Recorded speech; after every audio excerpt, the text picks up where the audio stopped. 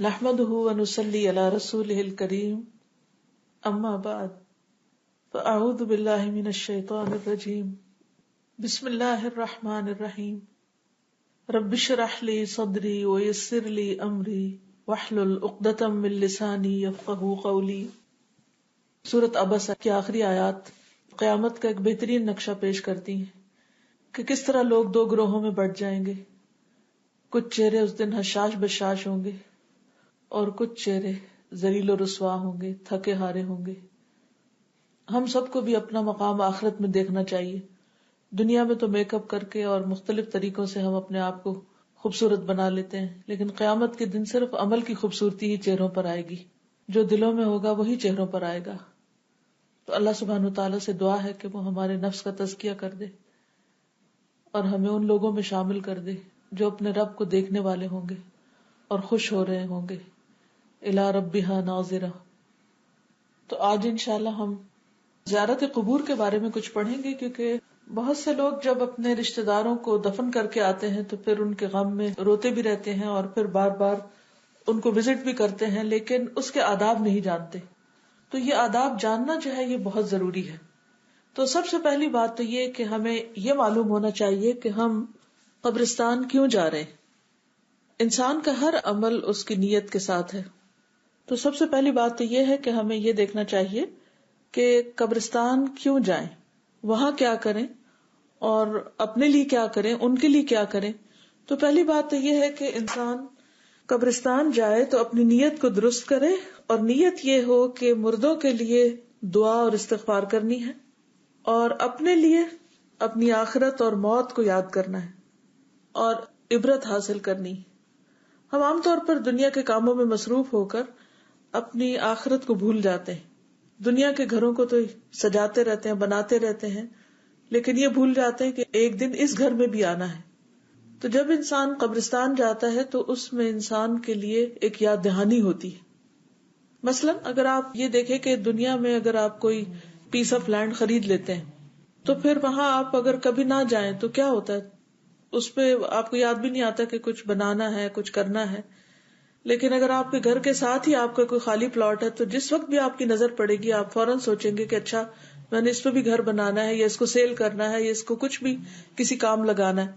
تو جو چیز نظر آتی ہے اس کا انسان کو ہمیشہ ایک خیال رہتا ہے، احساس رہتا ہے کہ اس کی طرف توجہ دینی، اور جو چیزیں نظر نہیں آتی ان کی طرف انسان کی پھر توجہ بھی نہیں جاتی۔ تو قبرستان کو بار بار دیکھنے سے انسان کو اپنی آخرت یاد آتی رہتی۔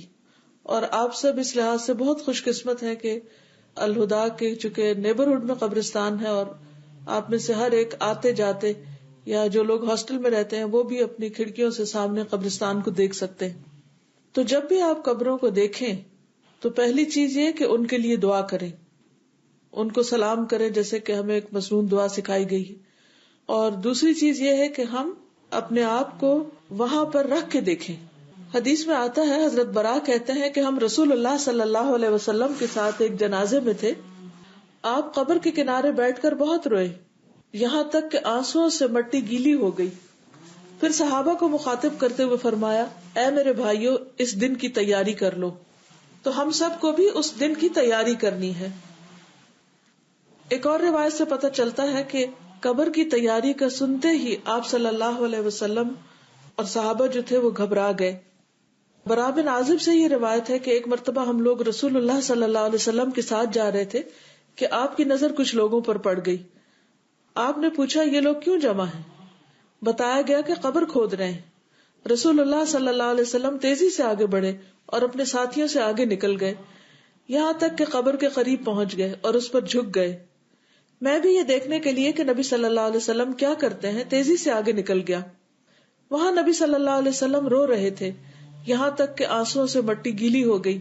پھر ہماری طرف متوجہ ہو کر فرمایا، بھائیو، اس دن کی تیاری کر لو۔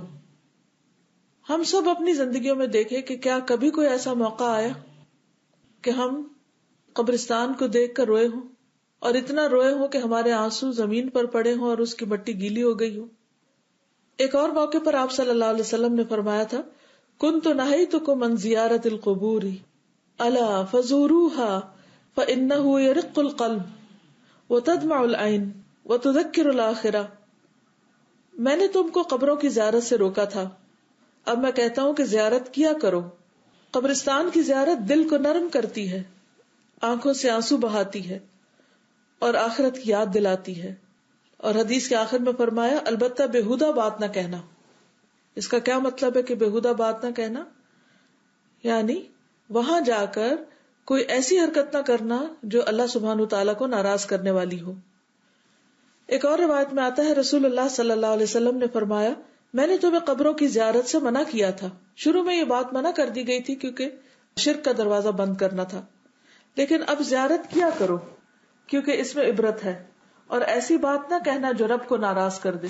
مومن کسی بھی موقع پر اور خاص طور پر قبرستان جا کر اس کو ایسی تمام چیزوں سے پرہیز کرنا چاہیے کہ جس سے اللہ تعالیٰ ناراض ہو۔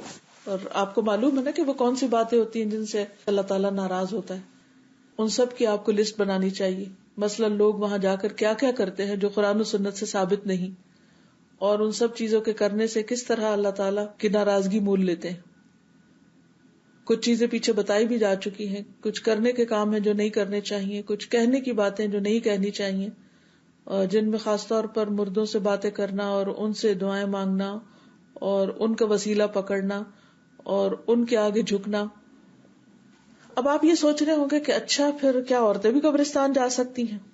جی ہاں، علامہ البانی کی رائے یہ ہے کہ ابتدا میں جب منع کیا گیا تھا تو عورتوں اور مردوں سب کو منع کیا گیا تھا، اور جب اجازت دی گئی تو بعد میں عورتوں کو بھی اجازت دے دی گئی تھی، تو عورتیں بھی کبھی کبھار قبرستان جا سکتی ہیں، لیکن شرط یہ ہے کہ وہاں جا کر وہ صبر و استقامت کا مظاہرہ کریں۔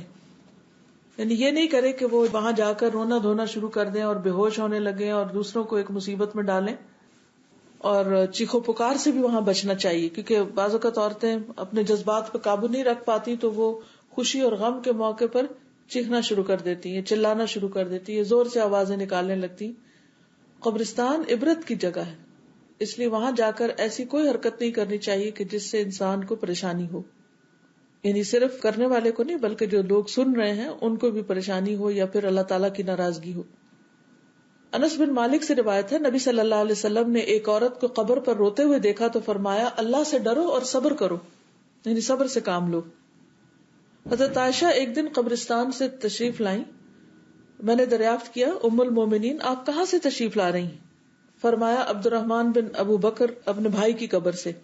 یہ عبداللہ بن ابی ملیکہ کی روایت ہے، یعنی عبداللہ بن ابی ملیکہ کہتے ہیں کہ انہوں نے حضرت عائشہ سے پوچھا جب وہ قبرستان سے واپس آ رہی تھی کہ ام المومنین آپ کہاں سے آ رہی ہیں؟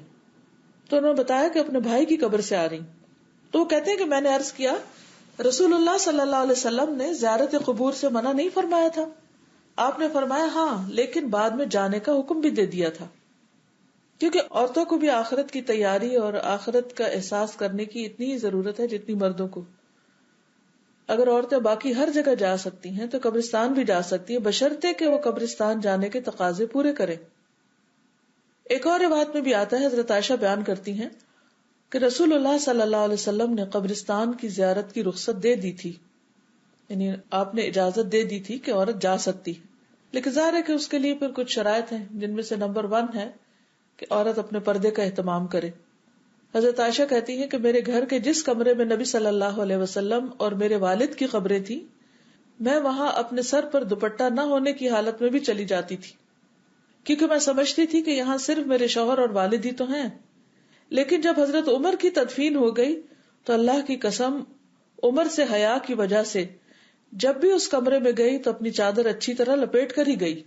اس روایت سے بعض لوگوں نے یہ مطلب نکال لیا ہے کہ مردے جو ہیں وہ عورتوں کو دیکھتے ہیں اور عورتیں مردوں کو ننگی نظر آتی ہیں۔ یہ بات درست نہیں ہے۔ اصل بات یہ ہے کہ حضرت عائشہ اس جگہ پر حضرت عمر کے وجود کی وجہ سے حیا محسوس کرتی تھی، یعنی بعض اوقات یہ ضروری نہیں ہوتا کہ مرد سامنے ہی ہو، بعض خواتین پردہ کر کے بھی اتنا زور سے ہنستی ہیں یا مردوں سے اتنے فریلی بات کرتی ہیں کہ حیا کے سارے تقاضے پامال ہو جاتے ہیں۔ تو برقع یا پردہ یا حجاب یا گاؤن اس لیے نہیں ہوتا کہ انسان اس میں ایسی فریڈم اختیار کر لے کہ جس کے بعد وہ پھر ہر وہ کام کر جائے جس سے روکا گیا ہے۔ حیا جو ہے وہ دل کا حیا ہے اور اس کے ساتھ ظاہر کا بھی ہے، تو انسان کو جہاں بھی محسوس ہو کہ یہاں پر نامحرم موجود ہیں یا غیر مرد موجود ہیں، تو وہاں خود بخود اپنے رویے، اپنی آواز، اپنی باقی چیزوں پر کنٹرول کرے. پھر یہ ہے کہ جیسے پہلے بھی میں نے ذکر کیا کہ جانے کا اصل مقصد عبرت حاصل کرنا ہے. نبی صلی اللہ علیہ وسلم نے فرمایا میں تمہیں زیارت قبور سے منع کرتا تھا، سو اب تم زیارت قبور کر لیا کرو.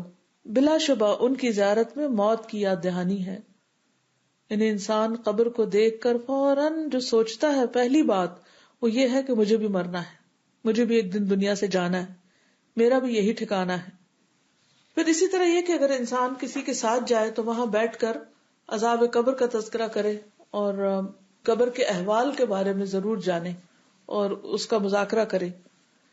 جیسا کہ ہم نے برا بن عازب کی روایت میں دیکھا کہ نبی صلی اللہ علیہ وسلم نے وہاں پر آنسو بھی بہائے اور پھر قبر کے احوال کا بھی ذکر کیا. برا بن عازب سے روایت ہے کہ ایک مرتبہ ہم لوگ نبی صلی اللہ علیہ وسلم کے ساتھ ایک انصاری کے جنازے میں نکلے. ہم قبر کے قریب پہنچے تو ابھی لحد تیار نہیں ہوئی تھی، اس لیے نبی صلی اللہ علیہ وسلم بیٹھ گئے. ہم بھی آپ کے ارد گرد بیٹھ گئے. ایسا محسوس ہوتا تھا کہ ہمارے سروں پر پرندے بیٹھے ہوئے ہوں. نبی صلی اللہ علیہ وسلم کے ہاتھ میں ایک لکڑی تھی جس سے آپ زمین کو کرید رہے تھے. پھر سر اٹھا کر فرمایا اللہ سے عذاب قبر سے بچنے کے لیے پناہ مانگو، اور آپ نے 2-3 مرتبہ یہ بات فرمائی. تو اس سے کیا سبق ملتا ہے کہ جب انسان قبرستان جائے تو وہاں پر عذاب قبر سے پناہ مانگے، مردوں کے لیے بھی اور اپنے لیے بھی. حضرت عثمان کے بارے میں تو آپ کو معلوم ہی ہے کہ وہ قبر کو دیکھتے تو بہت روتے تھے، حتیٰ کہ ان کی داڑھی تر ہو جاتی تھی. اور ان سے پوچھا گیا کہ جنت اور جہنم کے تذکرے سے اتنا نہیں روتے جتنا آپ قبر کی وجہ سے روتے ہیں. تو آپ کو یاد ہے نا، انہوں نے فرمایا تھا کہ رسول اللہ صلی اللہ علیہ وسلم نے فرمایا قبر آخرت کی پہلی منزل ہے، اگر وہاں نجات مل گئی تو بعد کے سارے مرحلے آسان ہو جائیں گے، اور اگر وہاں نجات نہ ملی تو بعد کے سارے مراحل دشوار ہوں گے. اور نبی صلی اللہ علیہ وسلم نے یہ بھی فرمایا کہ میں نے جتنے بھی مناظر دیکھے ہیں قبر کا منظر ان سب سے ہولناک ہے. پھر یہ ہے کہ قبرستان میں بھی علم کی بات بتانی چاہیے. جو لوگ ساتھ جائیں ان کے ساتھ کوئی علمی بات شیئر کرنی چاہیے. مثلا حضرت ابو ہریرہ کی روایت ہے، صحیح مسلم سے ہے، کہ رسول اللہ صلی اللہ علیہ وسلم قبرستان تشریف لائے اور فرمایا سلامتی ہو تم پر مومنوں کے گھر، ہم بھی انشاءاللہ تم سے ملنے والے ہیں. یہ وہی مشہور دعا ہے نا جو قبرستان داخل ہوتے وقت پڑھتے ہیں، السلام علیکم دار قوم مؤمنین وَإِنَّا إِنشَاءَ اللَّهُ بِكُمْ لاحقون. پھر فرمایا میں پسند کرتا ہوں کہ ہم اپنے بھائیوں کو دیکھیں. صحابہ نے عرض کیا اے اللہ کے رسول صلی اللہ علیہ وسلم کیا ہم آپ کے بھائی نہیں ہیں؟ آپ نے فرمایا تم تو میرے صحابہ ہو اور ہمارے بھائی وہ ہیں جو ابھی تک پیدا نہیں ہوئے. صحابہ نے عرض کیا اے اللہ کے رسول آپ اپنی امت کے ان لوگوں کو کیسے پہچانیں گے جو ابھی تک نہیں آئے، یعنی بعد کے دور میں آئیں گے جیسے ہم لوگ ہیں. آپ نے فرمایا بھلا تم دیکھو اگر کسی شخص کی سفید پیشانی والے سفید پاؤں والے گھوڑے سیاہ گھوڑوں میں مکس ہو جائیں تو کیا وہ اپنے گھوڑوں میں سے ان کو نہ پہچان سکے گا؟ یعنی کیا وہ اپنے ان گھوڑوں کو بلیک ہارسز میں سے نہیں پہچان سکے گا؟ صحابہ نے عرض کیا کیوں نہیں یا رسول اللہ؟ آپ نے فرمایا کہ وہ لوگ جب آئیں گے تو وضو کے اثر کی وجہ سے ان کے چہرے، ہاتھ اور پاؤں چمکدار اور روشن ہوں گے، یعنی قیامت کے دن، اور میں ان سے پہلے حوض پر موجود ہوں گا. اور سنو بعض لوگ میرے حوض سے اس طرح دور کیے جائیں گے جس طرح بھٹکا ہوا اونٹ دور کر دیا جاتا ہے. میں ان کو پکاروں گا ادھر آؤ تو حکم ہوگا کہ انہوں نے آپ کے بعد دین کو بدل دیا تھا، تب میں کہوں گا دور ہو جاؤ دور ہو جاؤ. تو یہ بات آپ نے قبرستان کے قریب یا قبرستان کے اندر لوگوں کو سکھائی تھی. تو اس سے یہ پتہ چلتا ہے کہ انسان لوگوں کو سکھانے کا، تعلیم دینے کا کوئی موقع بھی ہاتھ سے نہ جانے دے. پھر یہ ہے کہ انسان کو وہاں زندگی کے قیمتی ہونے کا احساس دلانا چاہیے. ابو ہریرہ سے روایت ہے کہ نبی صلی اللہ علیہ وسلم ایک قبر کے پاس سے گزرے، حال ہی میں اس میت کو دفن کیا گیا تھا. آپ نے فرمایا 2 رکعتیں خفیف سی ہوتی ہیں اور تم لوگ انہیں حقیر اور زائد بھی سمجھتے ہو، جیسے ظہر کی نماز کے بعد سنت یا نفل. لیکن وہ 2 رکعتیں اگر یہ صاحب قبر اپنے عمل میں زیادہ کر لیتا تو اس کی نظر میں تمہاری باقی دنیا سے بھی زیادہ محبوب ہوتی. آپ دیکھیں کہ ہم عام طور پر نوافل کیوں چھوڑ دیتے ہیں؟ بعض لوگ تو سنتیں بھی چھوڑ دیتے ہیں اور روزانہ ہی چھوڑ دیتے ہیں. اور یہ انتہائی غلط بات ہے کہ انسان مستقل طور پر سنتیں چھوڑ دے. اگر کبھی ایسی کوئی مجبوری ہو تو دیر سے بھی پڑھی جا سکتی. تو جن سنتوں کو ہم ویلیو نہیں کرتے، جو قبر میں جانے والے ہی نہیں، فوت ہونے والے، اگر ان کو موقع مل جائے تو وہ قبر سے واپس اگر نکلے تو دنیا میں سے کسی چیز کی طرف نہ دوڑیں، کسی بھی چیز کو حقیر سمجھیں اور ان سنتوں کی طرف لوٹ آئیں. یعنی ان نوافل کو یا سنتوں کو پڑھ لیں جن کو ہم معمولی سمجھ کے روز چھوڑ دیتے ہیں. تو اس سے اندازہ لگائیں کہ نماز کی کتنی ویلیو ہے، کتنی زیادہ اس کی طرف توجہ دینی چاہیے. یعنی اگر انسان کو اس وقت صرف اور صرف اتنا وقت دیا جائے، اتنا چانس دیا جائے کہ وہ وہاں سے نکل کر کوئی ایک کام کر لے، تو وہ دوڑ کر بھاگ کر کیا کرے گا؟ نماز پڑھے گا. اب مجھے آپ بتائیے کہ آپ کیا کریں گے اگر آپ کو موقع ملے؟ تو آپ کیا کریں گے کہ اگر مثلاً آپ کو ٹیچر کہے کہ اچھا آپ لوگوں کے پاس 10 منٹ ہیں تو بریک کر لیں، تو ہم سب دوڑیں گے کچھ کھانے کی طرف، کچھ سامان کی خرید و فروخت کی طرف، کچھ اور چیزوں کی طرف. لیکن کس قدر ضروری ہے کہ ہم دوڑیں 2 رکعت نماز کی طرف، یا جہاں بھی ہمیں موقع ملے ہم نوافل شروع کر دیں، چاہے سفر میں ہے، راستے میں ہے، کوئی بھی وقت ہے جہاں موقع ملے. کیونکہ یہ 2 رکعتیں زیادہ کام آئیں گی قبر میں بنسبت ان چیزوں کے جنہیں ہم سمیٹ رہے ہیں. یا پھر قرآن مجید کے کچھ حصہ پڑھ لیں، یا کوئی اللہ کا ذکر کر لیں. حسب موقع کچھ نہ کچھ اپنی آخرت کی تیاری جاری رکھیں. پھر اسی طرح یہ ہے کہ کچھ چیزیں قبرستان کے اعتبار سے ممنوع ہیں، جیسے میں نے شروع میں عرض کیا. ان میں سے ایک یہ ہے کہ کثرت سے قبرستان جانا، کیونکہ جو کام انسان زیادہ کرنے لگتا ہے، کثرت سے کرتا ہے، پھر اس کی ویلیو نہیں رہتی.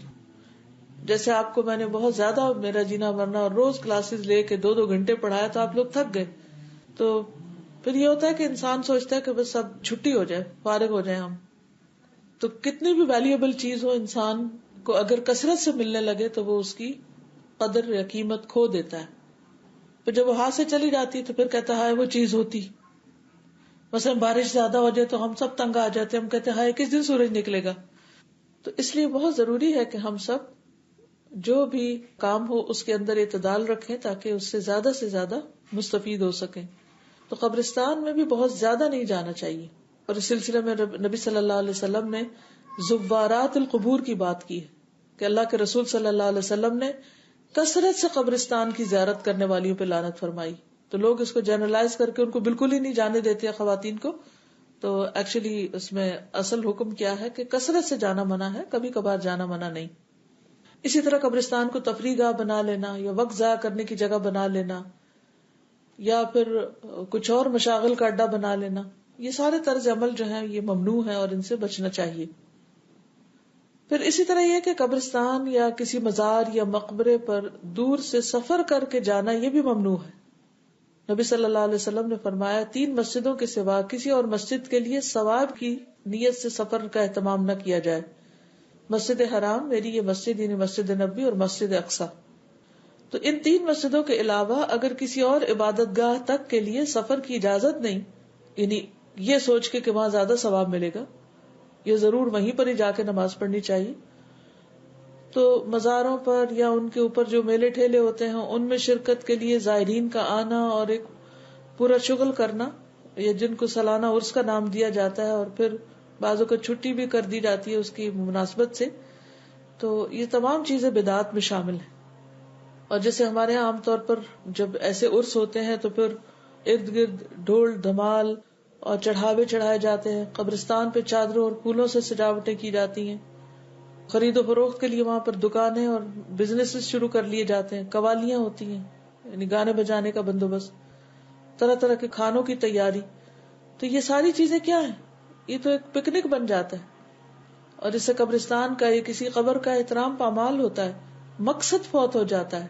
جس مقصد کے لیے قبر کے پاس جانا چاہیے وہ مقصد ہی فوت ہو گیا کہ مردے کے لیے بخشش کی دعا اور اپنے لیے عبرت.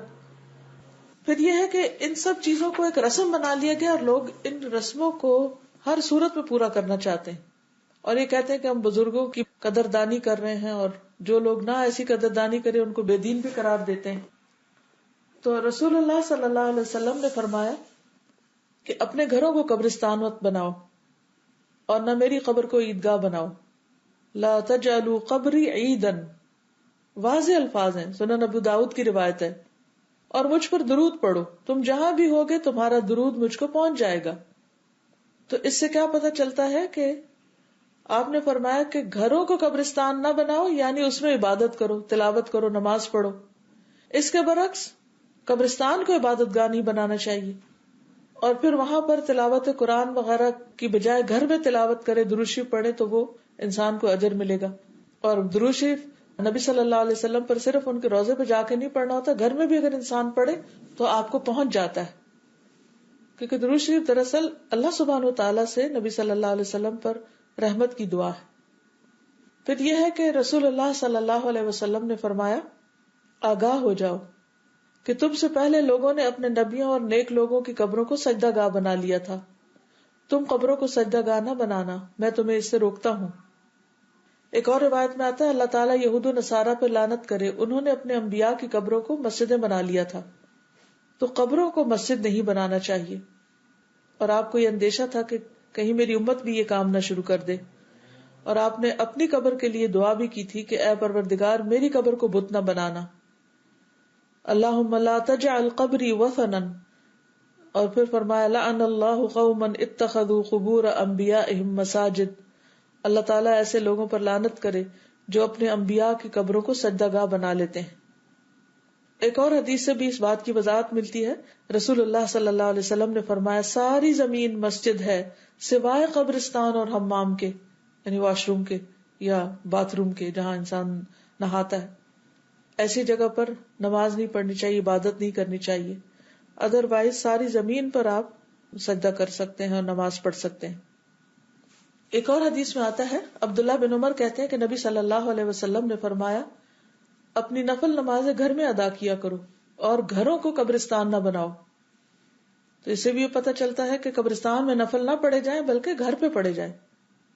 انس بن مالک کہتے ہیں نبی صلی اللہ علیہ وسلم نے قبروں کے درمیان نماز ادا کرنے سے روکا ہے، کیونکہ اگر دو قبروں کے بیچ میں خالی جگہ بھی اور وہاں کو مصلی ڈال کے کھڑا ہو جاتا ہے تو سامنے بھی قبریں ہوگی، اور اس طرح انجانے میں انسان قبروں کو سجدہ کر رہا ہوگا جو کہ شرک میں آ جاتا ہے.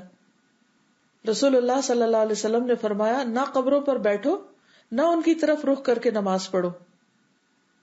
ابو موسیٰ رضی اللہ عنہ سے مروی ہے کہ نبی صلی اللہ علیہ وسلم نے فرمایا، جس گھر میں اللہ کی یاد ہوتی ہے اور جس گھر میں نہیں ہوتی وہ مثل زندہ اور مردہ کے. تو اس سے بھی یہ بات پتہ چلتی ہے. اور پھر سب سے بڑی بات یہ ہے کہ صحابہ کرام سے، رسول اللہ صلی اللہ علیہ وسلم سے، قرآن مجید کی کسی آیت سے قبرستانوں میں جا کر قرآن پڑھنے یا نمازیں پڑھنے کی کوئی دلیل نہیں ملتی، بلکہ اس کے بالکل برعکس بات ملتی ہے. اگر یہ تلاوت وہاں کرنا اور مسجد پہ کسی مولوی صاحب کو بٹھا دینا اور ختم کروانا جائز ہوتا تو صحابہ کرام ایسا کرتے، نبی صلی اللہ علیہ وسلم خود کرتے. اور خصوصاً جب حضرت عائشہ رضی اللہ تعالیٰ عنہا، جو کہ نبی صلی اللہ علیہ وسلم کو بہت زیادہ محبوب تھی، انہوں نے نبی صلی اللہ علیہ وسلم سے پوچھا کہ جب وہ قبر کی زیارت کرے تو کیا کہیں. تو نبی صلی اللہ علیہ وسلم نے انہیں دعا سکھائی، السلام علیکم یا اہل الدیار من المؤمنین والمسلمین وإنا انشاء اللہ بکم للاحقون.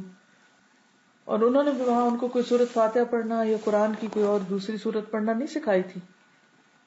تو اگر قرات مشروط ہوتی تو آپ نہیں چھپاتے، آپ اس بات کو واضح کرتے. پڑھنے کا کوئی فائدہ ہوتا تو آپ ضرور بتاتے کہ یہ پڑھیں جا کے وہاں. کیا یہ ایسا ہو سکتا ہے کہ نبی صلی اللہ علیہ وسلم اس بات کو بھول جائیں؟ کبھی بھی نہیں ہو سکتا. آپ صلی اللہ علیہ وسلم نے فرمایا، اپنے گھروں کو قبرستان نہ بنا لو، جس گھر میں سورۃ البقرہ کی تلاوت ہو وہاں سے شیطان بھاگ جاتا ہے. تو اس سے یہ پتہ چلتا ہے کہ سورۃ البقرہ گھر میں پڑھنی چاہیے، قبرستان میں نہیں. ایک اور چیز یہ ہے کہ قبروں کی تعظیم، اس کا کیا دائرہ کار ہے، کیا حدود ہے. اس میں سب سے پہلی بات یہ کہ قبر والے سے نہیں، صرف اللہ سے مانگنا چاہیے. دعا صرف اللہ سے مانگنی چاہیے. اگر آپ میت کے لیے بھی دعا وہاں کر رہے ہیں تو رخ قبلے کی طرف ہو، قبر کی طرف نہ ہو، کیونکہ دعا اللہ تعالیٰ سے مانگ رہے ہیں، قبر والوں سے نہیں مانگ رہے. وہ تو خود بےچارے محتاج ہیں، اللہ کی رحمت کی امیدوار ہیں. اور اسی طرح اگر کوئی حاجت ہو تو اس میں بھی انسان کو یہ نہیں سوچنا چاہیے کہ اچھا اس وقت میں ان سے کہوں کہ یہ بڑے نیک صاحب تھے کہ وہ میرے لیے اللہ تعالیٰ سے دعا کریں. اگر وہ نیک تھے تو آپ بھی نیک بن جائیں تاکہ آپ کی بھی دعائیں قبول ہوں. تو جو درد آپ کے دل میں ہوگا اپنے لیے کچھ مانگنے کو، تو وہ کسی اور کے اندر تو نہیں ہو سکتا کہ اس تڑپ اور اس تکلیف کے ساتھ تو وہ آپ کے لیے نہیں پکارے گا اللہ کو، یعنی اس کے دل کو لگے ہی نہیں. زیادہ سے زیادہ کوئی آپ کو دیکھے گا، آپ پہ رحم آئے گا، یا پھر تھوڑی دیر کے لیے وہ آپ کے لیے رحم کے کچھ جذبات کا اظہار کر دے گا، ایک آدھ دفعہ دعا کر دے گا، لیکن مردہ تو وہ بھی نہیں کر سکتا. تو بہتر ہے کہ آپ اپنے لیے خود یہ کام کریں اور اللہ کو راضی کر لیں. اگر وہ نیک تھے تو کیا آپ کو نیک ہونے کی ضرورت نہیں ہے؟ ہم سب کو ضرورت ہے. وہ اگر اللہ کے قریب تھے تو ہم کیوں نہ قریب ہوں؟ ٹھیک ہے نا. قرآن مجید میں اللہ تعالیٰ فرماتے ہیں ان تدعوہم لا يسمعوا دعاءکم ولو سمعوا ما استجابوا لکم ویوم القیامۃ یکفرون بشرککم ولا ینبئک مثل خبیر. اگر تم انہیں پکارو تو وہ تمہاری پکار سنتے ہی نہیں، اور اگر سن بھی لیں تو فریاد رسی نہیں کریں گے، بلکہ قیامت کے دن تمہارے اس شرک کا صاف انکار کر جائیں گے، اور تمہیں کوئی بھی اللہ جیسا خبردار خبریں نہ دے گا. ایک اور جگہ پر فرمایا کہہ دیجئے اللہ کے سوا جن جن کا تمہیں گمان ہے سب کو پکار لو، نہ ان میں سے کسی کو آسمانوں اور زمینوں میں سے ایک ذرے کا اختیار ہے، نہ اس میں ان کا کوئی حصہ ہے، نہ ان میں کوئی اللہ کا مددگار ہے. آپ دیکھیے کہ سورۃ سبا کی آیت نمبر 22 کتنی زبردست ہے.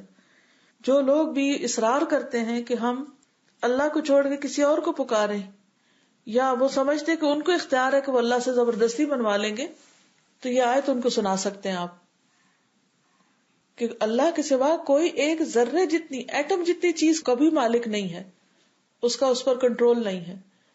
کائنات کا چھوٹے سے چھوٹا ذرہ اور بڑے سے بڑی چیز سب کے سب اللہ سبحانہ وتعالیٰ کے ہاتھ میں ہے. قرآن کریم میں اور بھی بہت سی ایسی جگہ ملتی ہیں کہ جس سے پتہ چلتا ہے کہ قبر والوں سے مانگنا سراسر شرک ہے. ان کو بھی پڑھنا چاہیے اور آپ سب کو ان آیات کو جمع کر لینا چاہیے. اسی حوالے سے سیدنا عبداللہ بن عباس کی روایت ملتی ہے، ایک شخص نے نبی صلی اللہ علیہ وسلم کی خدمت میں حاضر ہو کر عرض کیا جو اللہ چاہے اور آپ چاہیں. آپ نے فرمایا تم نے مجھے اللہ کا شریک بنا دیا. یہ کہا کرو جو صرف اللہ چاہے، یعنی کسی کے چاہنے سے کچھ نہیں ہوتا. جب تک اللہ نہ چاہے تو پھر اللہ ہی کو کیوں نہ پکارے. وما تشاءون الا ان یشاء اللہ. پھر اسی طرح یہ کہ کسی نبی یا بزرگ کی قبر پر دعا کرتے ہوئے ان کے نام یا اس جگہ کی قسم نہ کھائی جائے. رسول اللہ صلی اللہ علیہ وسلم نے فرمایا جس نے اللہ کے سوا کسی دوسرے کی قسم کھائی اس نے شرک کیا. پھر قبروں پر قربانی نہیں کرنی چاہیے، وہاں پر جانور ذبح کرنا اور پھر ان کا گوشت بانٹنا یہ درست نہیں. رسول اللہ صلی اللہ علیہ وسلم نے فرمایا اسلام میں عقر نہیں. عقر کیا ہوتا ہے؟ زمانہ جاہلیت میں لوگ قبروں کے پاس جا کر گائے یا کوئی اور جانور ذبح کرتے تھے، اس کا نام عقر ہے. یہ عبد الرزاق کی رائے ہے. پھر احترام کی حد، مسلمانوں کی قبروں کے درمیان جوتوں سمیت نہ چلا جائے. بشیر جو رسول اللہ صلی اللہ علیہ وسلم کے غلام ہیں ان سے مروی ایک حدیث ہے کہ میں رسول اللہ صلی اللہ علیہ وسلم کے ساتھ چل رہا تھا کہ آپ مسلمانوں کے قبرستان کے پاس آئے. اچانک آپ کی نگاہ ایک ایسے آدمی پر پڑی جو قبروں کے درمیان جوتوں سمیت چل رہا تھا. آپ نے فرمایا اے جوتوں والے افسوس تم پر، انہیں اتار دو. اس نے دیکھا اور جب معلوم ہوا کہ یہ تو رسول اللہ صلی اللہ علیہ وسلم ہے تو جوتے اتار کر پھینک دیے. رسول اللہ صلی اللہ علیہ وسلم نے فرمایا کسی مسلمان کی قبر پر چلنے کے مقابلے میں مجھے یہ بات پسند ہے کہ میں انگارے یا تلوار پر چلوں یا اپنا جوتا اپنے پاؤں سے سی لوں. اسی طرح سر بازار قضاء حاجت کرنا اور قبروں کے درمیان قضاء حاجت کرنا میرے نزدیک برابر ہے. یعنی نبی صلی اللہ علیہ وسلم نے قبرستان میں قضاء حاجت کو اس کے برابر قرار دیا کہ کوئی شخص بازار میں سڑک پر سب کے سامنے کوئی ایسا کام کرے. پھر یہ کہ قبروں پہ بیٹھنا نہیں چاہیے. حضرت ابو ہریرہ بیان کرتے کہ رسول اللہ صلی اللہ علیہ وسلم نے فرمایا تم میں سے کوئی آدمی انگارے پہ بیٹھے اور وہ انگارہ اس کے کپڑے جلا دے اور اس کا اثر اس کی جلد تک پہنچ جائے، اس کے لیے یہ بہتر ہے اس سے کہ وہ کسی قبر پہ بیٹھے. عمرو بن حزم کہتے ہیں کہ مجھے رسول اللہ صلی اللہ علیہ وسلم نے ایک قبر کے اوپر دیکھا تو فرمایا کہ نیچے اترو، اس قبر والے کو تکلیف نہ دو. پھر یہ کہ وہ قبرستان جو وہ کھانے پینے کی جگہ نہیں ہے، یہ بھی ان کے احترام کے خلاف ہے. وہاں پر سنجیدگی ضروری ہے. اور پھر دعائیں پڑھنی چاہیے. السلام علیکم اہل الدیار من المؤمنین والمسلمین وَإِنَّا إِن شَاءَ اللَّهُ بِكُمْ لَلَاحِقُونَ أَنْتُمْ لَنَا فَرَطٌ وَنَحْنُ لَكُمْ تَبَعٌ نَسْأَلُ اللَّهَ لَنَا وَلَكُمُ الْعَافِيَةَ. اس گھر کے مومنوں اور مسلمانوں تم پر سلام ہو. بے شک ہم بھی تم سے ملنے والے ہیں، تم پہلے چلے گئے، ہم تمہارے بعد آئیں گے، ہم اللہ سے اپنے اور تمہارے لیے عافیت طلب کرتے ہیں. ایک اور دعا ہے، السلام علی اہل الدیار من المؤمنین والمسلمین ویرحم اللہ المستقدمین منا والمستأخرین وإنا انشاء اللہ بکم للاحقون. مومن اور مسلمان گھر والوں پر سلامتی ہو، اللہ تعالی ہم سے پہلے پہنچنے والوں اور بعد میں آنے والوں پر رحمت فرمائے، اور ہم بھی انشاءاللہ تم سے آ ملنے والے ہیں. ایک اور دعا ہے، السلام علیکم دار قوم مؤمنین وإنا انشاء اللہ بکم لاحقون. سلامتی ہو تم پر اے مومنو، اور ہم بھی انشاءاللہ تم سے آ ملنے والے ہیں. ایک اور دعا ہے، السلام علیکم اہل الدیار من المؤمنین والمسلمین وإنا انشاء اللہ للاحقون اسأل اللہ لنا ولکم العافیہ. مومن اور مسلمان گھر والوں پر سلامتی ہو، بے شک ہم بھی تم سے ملنے والے ہیں، ہم اللہ سے اپنے اور تمہارے لیے عافیت طلب کرتے ہیں.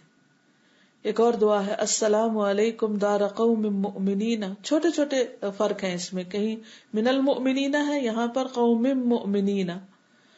وَأَتَاكُمْ مَا تُوعَدُونَ غَدًا مُؤَجَّلُونَ وَإِنَّا إِنشَاءَ اللَّهُ بِكُمْ لَاحِقُونَ. سلامتی ہو تم پر اے مومنو، تمہارے ساتھ کیا گیا یعنی جنت کا وعدہ کل کو بہت جلد تمہارے پاس آ رہا ہے، اور ہم بھی انشاءاللہ تم سے آ ملنے والے ہیں. ایک اور روایت ہے، السلام علیکم دار قوم مؤمنین وإنا وإياكم متواعدون غدا ومواکلون وإنا انشاء اللہ بكم لاحقون. سلامتی ہو تم پر مومنو، بے شک ہم نے اور تم نے قیامت کے دن اکٹھے ہونے کا ایک دوسرے سے وعدہ کیا تھا، اور ہم ایک دوسرے پر بھروسہ کرنے والے ہیں، اور ہم بھی انشاءاللہ تم سے آ ملنے والے ہیں. متواعدون غدن یعنی ہم میں سے ہر ایک نے قیامت کے دن حاضری کا ایک دوسرے سے وعدہ کیا تھا، اور ہم ایک دوسرے پر بھروسہ رکھتے تھے کہ قیامت کے دن ایک دوسرے کی شفاعت کریں گے اور ایک دوسرے کی گواہی دیں گے. پھر اسی طرح یہ ہے کہ دعائے بخشش کی کچھ لوگوں کے لیے ممانعت بھی ہے، جہاں بہت سی دعائیں بخشش ملتی ہیں وہاں کچھ لوگوں کے لیے نہیں بھی کرنی چاہیے. مثلاً قرآن مجید میں آتا وَلَا تُصَلِّ عَلَىٰ أَحَدٍ مِّنْهُمْ مَاتَ أَبَدًا وَلَا تَقُمْ عَلَىٰ قَبْرِهِ إِنَّهُمْ كَفَرُوا بِاللَّهِ وَرَسُولِهِ وَمَاتُوا وَهُمْ فَاسِقُونَ. اور آئندہ ان میں سے جو مرے یعنی منافقین کی طرف اشارہ ہے، اس پر نماز جنازہ بھی تم ہرگز نہ پڑھنا اور نہ کبھی اس کی قبر پہ کھڑے ہونا، کیونکہ انہوں نے اللہ اور اس کے رسول کے ساتھ کفر کیا اور وہ مرے بھی اس حال میں کہ فاسق تھے. تو اس سے یہ پتہ چلتا ہے کہ بعض نافرمانیاں اور بعض گناہ ایسے ہیں کہ اگر انسان وہ کرتا ہے تو اس کی وجہ سے انسان کو دعائیں بھی نہیں لوگوں کی پہنچتی. پھر آپ میں سے کسی کا سوال بھی تھا کہ جو لوگ خود اپنی زندگی میں اچھے کام نہ کریں بلکہ اللہ رسول کی نافرمانیاں کھلے عام کریں تو وہ فوت ہو جائیں تو پھر ہمیں کیا ان کے لیے دعا کرنی چاہیے؟ بات یہ کہ ہمیں نہیں پتا کہ ان کا آخری وقت کیسا تھا، لیکن دعا تو ہم ان کے لیے کر سکتے، الا یہ کہ کوئی صریحاً کفر پر فوت ہو کہ وہ اللہ کو نہ مانے، رسول کو نہ مانے، آخرت کا نہ مانے، یا صریح شرک کرے، بتوں کی پوجا کرے. سیدنا علی فرماتے ہیں کہ میں نے ایک آدمی کو جو اپنے مشرک والدین کے حق میں دعا استغفار کرتے سنا تو میں نے کہا تم اپنے مشرک والدین کے حق میں استغفار کر رہے ہو؟ اس نے جواب میں کہا ابراہیم علیہ السلام نے اپنے مشرک باپ کے حق میں دعا نہیں کی تھی؟ تو میں نے اس کا تذکرہ نبی صلی اللہ علیہ وسلم سے کیا تو یہ آیت نازل ہوئی، ما كان للنبي والذين آمنوا ان يستغفروا للمشركين ولو كانوا اولي قربى من بعد ما تبين لهم انهم اصحاب الجحيم وما كان استغفار ابراهيم لابيه الا عن موعدة وعدها اياه فلما تبين له انه عدو لله تبرأ منه ان ابراهيم لأواه حليم. نبی صلی اللہ علیہ وسلم کو اور ان لوگوں کو جو ایمان لائے زیب نہیں دیتا کہ مشرکوں کے لیے مغفرت کی دعا کریں چاہے وہ ان کے رشتہ دار ہی کیوں نہ ہو، جبکہ ان پر یہ بات کھل چکی ہے کہ وہ جہنم کے مستحق ہیں. ابراہیم علیہ السلام نے اپنے والد کے لیے جو دعا مغفرت کی تھی تو اس وعدے کی وجہ سے تھی جو انہوں نے اپنے والد سے کیا تھا، مگر جب ان پہ یہ بات کھل گئی کہ ان کا باپ اللہ کا دشمن ہے تو وہ اس سے بیزار ہو گئے. حقیقتاً ابراہیم بڑے رقیق القلب، نرم دل اور بردبار آدمی تھے. تو اس سے یہ پتہ چلتا ہے کہ انسان کو ایسے لوگوں کے لیے جو خدا کے دشمن ہو، نافرمان ہو، ان کے لیے ان کے قبرستان میں جا کے دعا نہیں کرنی.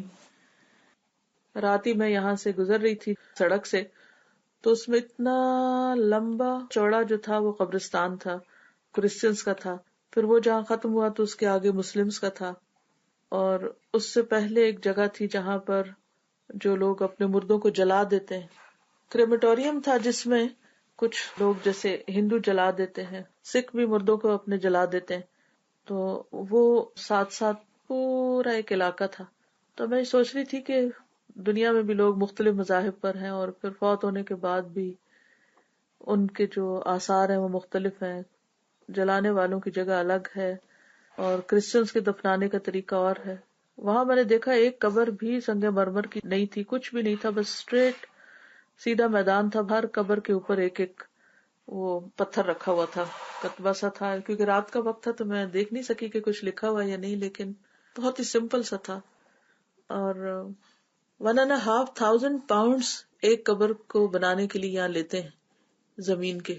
154 روپیز ہے ایک پاؤنڈ. تو 1000 پاؤنڈ کتنے ہو گئے؟ 1.5 لاکھ ہو گیا. تو یعنی ایک مردے کو دفنانے کے لیے جو جگہ لینی پڑتی ہے وہ اتنے پیسے اس پہ لگتے ہیں. یہاں تقریباً 1.5-2 لاکھ روپے بن جاتے ہیں، اور کچھ جگہوں پر ریٹ اور بھی مختلف ہوتا ہے. تو بہرحال میں جب اس قبرستان کے پاس سے گزر رہی تھی، کرسچن قبرستان کے پاس سے، تو میں کوئی دعا نہیں کر پا رہی تھی کہ دعا کیسے کر سکتی ہوں، اس کی اجازت نہیں ہے. ہاں عبرت کے لیے دیکھ رہی تھی کہ یہ اب ایک اور شہر یہاں آباد ہے، ایک شہر میرے دائیں طرف ہے، ایک شہر میرے بائیں طرف ہے. دائیں طرف کس قسم کی چہل پہل ہے، بائیں طرف کس قسم کے حالات ہیں، دائیں طرف کے لوگ کن خیالات میں ہیں، کن حالات میں. کافی سخت سردی تھی، ابھی بھی شاید -3 ہے. تو بائیں طرف معلوم نہیں قبروں کے اندر آگ ہے، یہ کیا ہے، اللہ عالم، اللہ ہی بہتر جانتا ہے. زمین کے اوپر سردی کا کیا عالم ہے اور زمین کے اندر کی گرمی کا کیا عالم ہے. اللہ تعالیٰ اپنی رحمت کرے. تو اگر کبھی کوئی ایسا رشتہ دار ہو یا کسی کا کوئی جاننے والا ہو کہ جو مسلمان نہ ہو، تو کیا اس کی قبر پہ جا سکتے ہیں؟ نہیں، ایک سوال یہ بھی آتا ہے. تو اس سلسلے میں حضرت ابو ہریرہ کی روایت ہے کہ نبی کریم صلی اللہ علیہ وسلم اپنی والدہ کی قبر پہ تشریف لے گئے، خود بھی روئے اور گرد و پیش کو بھی رلا دیا. پھر فرمایا، میں نے اپنے رب سے اپنی والدہ کے حق میں استغفار چاہی لیکن نہ ملی. پھر زیارت قبر کی اجازت چاہی تو اجازت مل گئی. چنانچہ قبروں کی زیارت کرتے رہا کرو، یہ موت کی یاد دلاتی ہیں. تو اس میں بھی آپ دیکھیں کہ آپ استغفار تو نہیں کر سکے، لیکن جانے کی اجازت مل گئی تھی. تو جا سکتے ہیں عبرت کے لیے یا وزٹ کے لیے، لیکن دعا نہیں کر سکتے.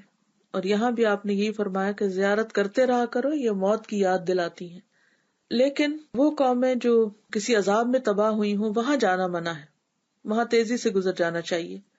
عبداللہ بن عمر بیان کرتے ہیں کہ اللہ کے رسول صلی اللہ علیہ وسلم نے صحابہ کرام سے فرمایا جبکہ وہ قوم سمود کے تباہ شدہ مقامات ہجر وغیرہ کے پاس سے گزر رہے تھے کہ ان عذاب میں گرفتار لوگوں کے پاس سے روتے ہوئے گزرو. اگر تم روتے نہیں ہو تو ان پر سے مت گزرو، کہیں تم پر بھی عذاب نہ آ جائے جس طرح ان پر عذاب آیا. دوسری روایت میں ہے نبی صلی اللہ علیہ وسلم جب ہجر کے مقام سے گزرے تو فرمایا، ظالموں کے مسکنوں میں جہاں ظالم قومیں عذاب کا شکار ہوئی داخل نہ ہونا مگر روتے ہوئے، کہیں تم پر بھی وہی عذاب نہ پہنچے جس میں وہ مبتلا ہوئے. پھر رسول اللہ صلی اللہ علیہ وسلم نے اپنا سر مبارک ڈھانپ لیا اور سواری کو تیز چلایا یہاں تک کہ آپ عذاب والی وادی سے گزر گئے. اب ہے رسول اللہ صلی اللہ علیہ وسلم کی قبر مبارک کی زیارت. مدینہ جانے والوں کو 2 بڑی سعادتیں نصیب ہوتی ہیں، ایک مسجد نبوی میں نماز اور دوسرے رسول اللہ صلی اللہ علیہ وسلم کی قبر مبارک پر حاضری. لیکن مدینہ جاتے ہوئے نیت یہ ہونی چاہیے کہ مسجد کی زیارت کے لیے جا رہے ہیں اور قبر کی زیارت خود بخود اس میں شامل ہو جائے گی. لیکن مدینہ اس نیت سے نہیں جانا چاہیے کہ ہم نبی صلی اللہ علیہ وسلم کی قبر یا آپ کے روضے کی زیارت کے لیے جا رہے ہیں، کیونکہ نبی صلی اللہ علیہ وسلم نے فرمایا کہ 3 مسجدوں کے سوا کسی کے لیے کجاوے نہ باندھے جائیں، یعنی سفر نہ کیا جائے. ایک مسجد حرام، دوسری رسول اللہ صلی اللہ علیہ وسلم کی مسجد اور تیسری مسجد اقصی.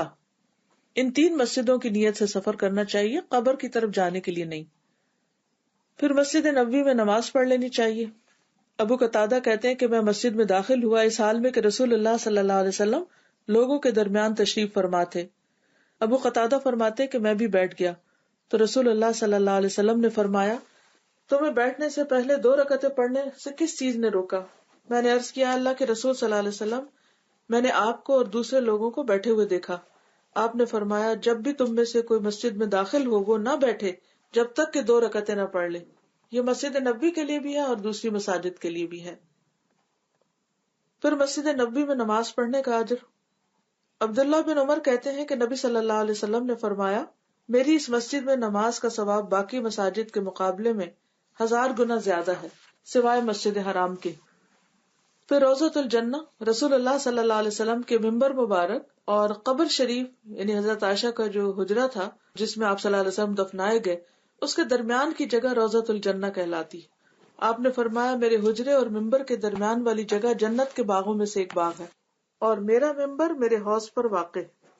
کیسے ہوگا یہ اللہ ہی کو پتا ہے، لیکن آپ نے اسی طرح ترتیب بتائی. جب اللہ تعالیٰ آپ کو لے جائے نبی صلی اللہ علیہ وسلم کی مسجد اور آپ کی قبر کی زیارت کے لیے تو اس کے بھی آداب آپ کو پتا ہونے چاہیے.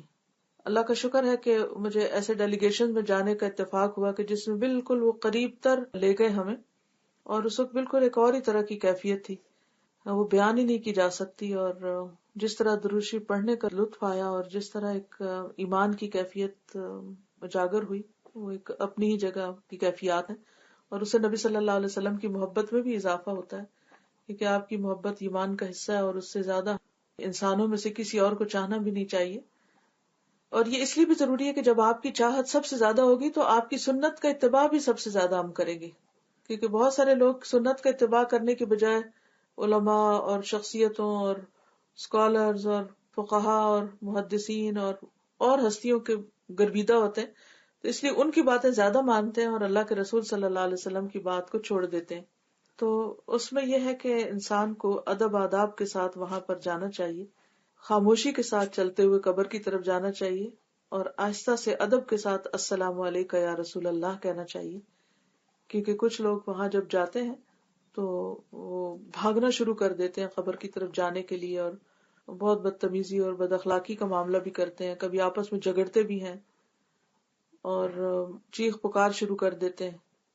تو یہ ادب ملحوظ رکھنا بہت ضروری ہے، کہیں ایسا نہ ہو کہ انسان کے اعمال برباد ہو جائیں، کہ اپنی طرف سے نیکی سمجھ کر محبت کے شوق میں آپ بھاگ رہے ہوں لیکن مینر سے خالی ہوں تو فائدہ نہیں ہے.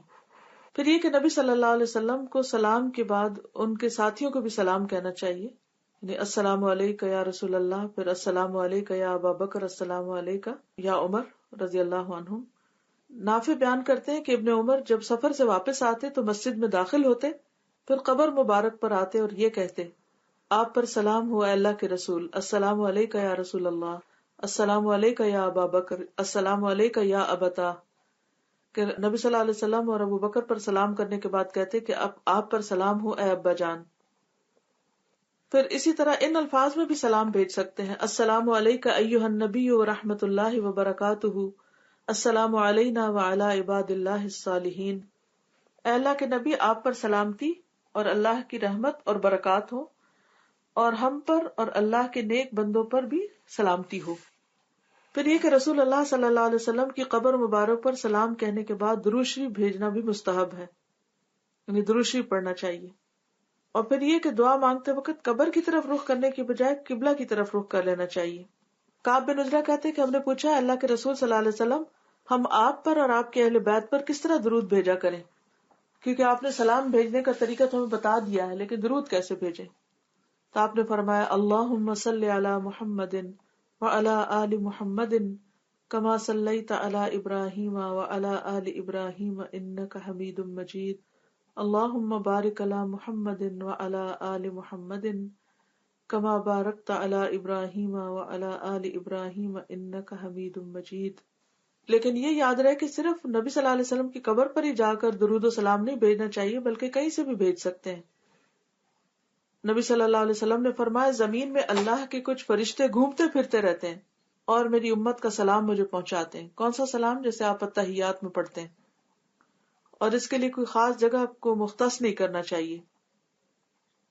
سہیل کہتے ہیں کہ مجھے علی بن ابی طالب کے پوتے حسن بن حسن نے قبر کے پاس دیکھا. اس وقت وہ فاطمہ رضی اللہ عنہا کے گھر رات کا کھانا کھا رہے تھے. کون رات کا کھانا کھا رہے تھے؟ حسن بن حسن. جی. انہوں نے مجھے بلایا اور کہا آؤ کھانا کھاؤ. میں نے کہا مجھے چاہت نہیں. انہوں نے پوچھا کیا وجہ ہے؟ کہ میں نے تمہیں قبر کے پاس دیکھا ہے.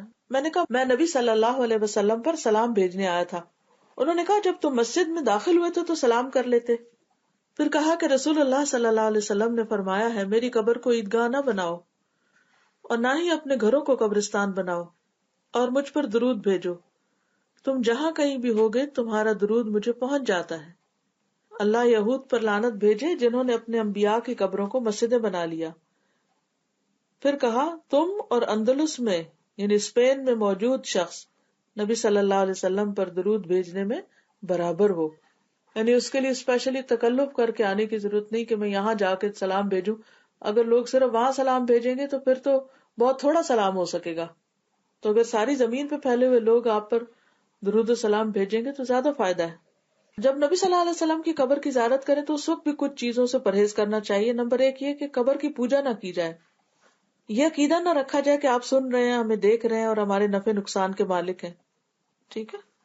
اور خاص طور پر قبر کے پاس اور ویسے بھی مسجد میں بھی آواز بلند کرنے سے پرہیز کرنا چاہیے.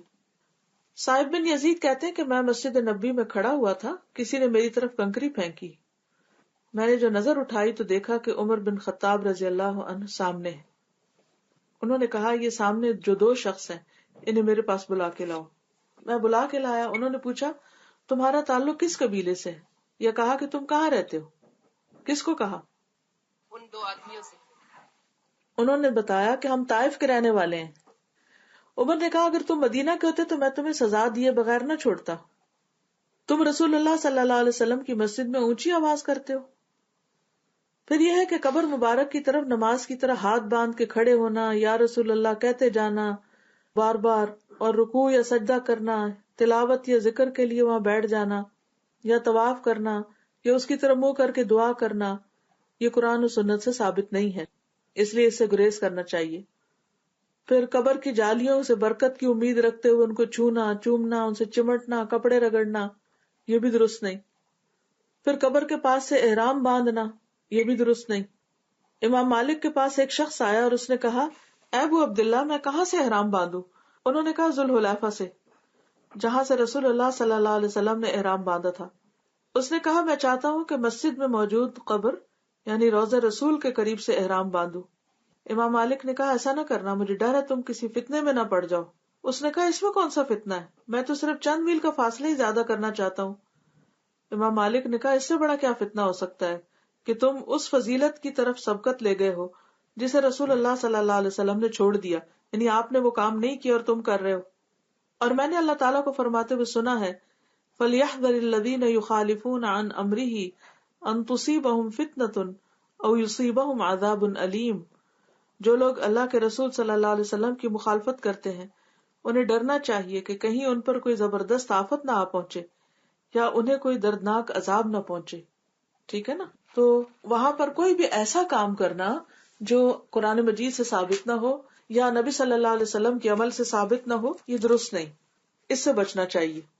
بات سمجھ آ گئی, واضح ہو گئی بات؟ چلیے ٹھیک ہے, جزاکم اللہ خیرا.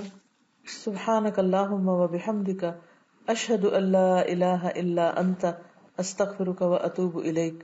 السلام علیکم و رحمۃ اللہ وبرکاتہ.